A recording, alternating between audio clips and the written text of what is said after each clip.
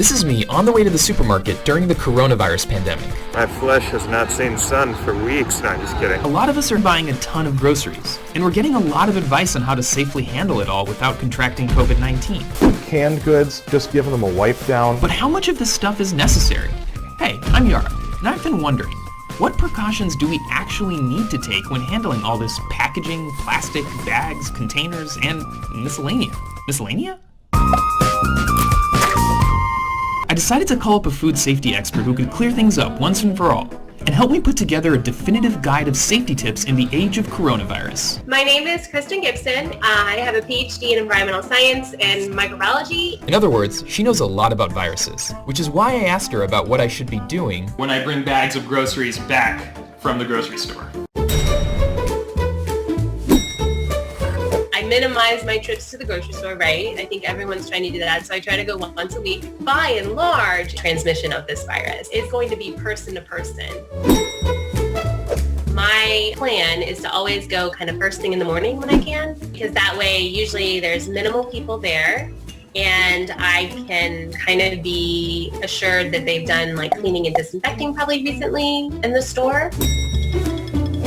I actually carry a set of Purell wipes with me because I'm a mom, so I wipe down the cart handle before I touched it. But when I was pushing the cart, I was very, very conscious about like not touching my face. If someone with coronavirus touched a jar of strawberry jam on the shelf of a supermarket and then decided not to buy it, but then you touched that strawberry jam jar. I will tell you right now that coronavirus will not be surviving on that jar of strawberry jam, because what's been reported is a very ideal situation. They've controlled the environment that those surfaces are in, where they're trying to figure out how long coronavirus survives. This virus, it's a respiratory virus, and it has what they call a lipid bilayer or an envelope around it. And the envelope is really susceptible to being dried out if it's in an environment where you have like a low relative humidity. So it's a really dry place. These things can dry out this envelope. Once that's damaged, it's no longer infectious. If someone's looking at the apples you want, like give them their time and then go get your apples. The social distancing is the main thing. I did hear that some grocery stores are actually starting to label their aisles one way, which I think is a great idea. A lot of us like to touch different fruits and vegetables to make sure they're firm or they feel right. I'm still gonna pick my apples. I'm still gonna pick my avocado. Again, ingestion is not gonna be the root of exposure. I think everyone is probably just more aware like, hey, I shouldn't be picking and handling and doing all this stuff all the time. There's not a lot of data out there on survival on food surfaces. I use the plastic bags at the grocery store. These are bags that have been taken out of their own packaging and put in the grocery store, right? They're not being handled by everyone. I don't bring my own bags because most of them aren't washable. Some of them are, but how often do you wash them? I go to the grocery store, I get my things, I bring everything inside.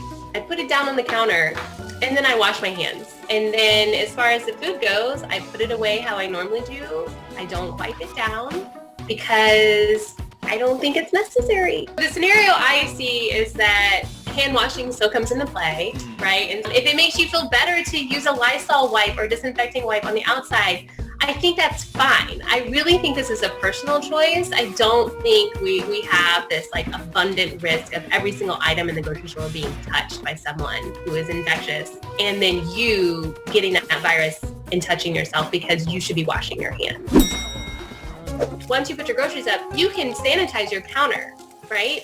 That's where the virus could be as well. I would recommend that. The way viruses behave in their structure, they're just able to survive longer on those less complicated surfaces. We hear a lot of talk about porous surfaces and hard surfaces and how it might survive better on one versus the other. Fabrics, carpets, wood, cardboard, paper bags, all of those are porous surfaces. They'll absorb water, they'll absorb liquid. And then you have a hard surface, which is like your countertop. plastic cutting boards or you have stainless steel surfaces. So they will hang around a little longer on non-porous surfaces like stainless steel and plastic, and not as long on porous. They're harder to get off of porous surfaces because they absorb into the surface, and that also means they may not be as readily transferred to you if you touch that porous surface. So the virus might kind of like hide inside of the pore.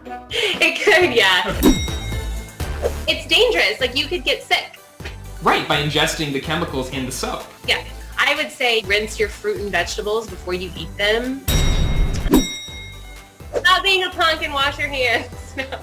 Pick your favorite song and just do it and make it a habit. We're all isolated. Why not start a new habit in the house now? Hey everybody, thanks for watching. Hope you're all staying at home to prevent the spread of coronavirus. All of the facts and tips offered in this piece have been fact-checked and confirmed by a number of professors that we reached out to, just to make sure the piece was extra airtight. Remember to wash your hands, stay at home, and don't touch your face.